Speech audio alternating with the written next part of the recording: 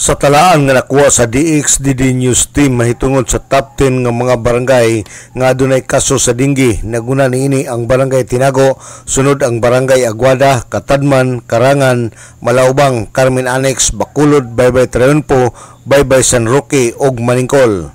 Kagahapon adlaw gibisitahan sa DXDD News Team ang barangay Carmen Annex. Ang Carmen Annex ikaunom sa talaan nga gihatag sa City Health Office ug atong nasaksihan nga nagpahigayon ang mga barangay opisyal sa pagpanguna ni Barangay Kapitan Nelson Kanumay uban sa mga barangay konsehal, BHW, BIPAT ug mga lumulupyo sa pag-search ug pag-destroy sa posibleng gipuy-an sa mga lamok ug sa pagyabo sa mga tubig nga anaa sa mga ligid, lata ug uban pa nga wala na maggamit.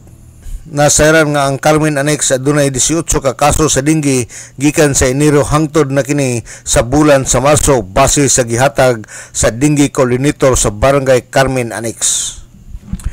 Sa interview ni Kapitan Nelson Kanumay sa maong barangay atol sa Operation Aksyon Kasayuran, matud pa niya nga bisan sa wala pa nag-declare og dinggi outbreak ang atong halangdong City Mayor, naghimo na sila og search and destroy matag buntag sa matag purok.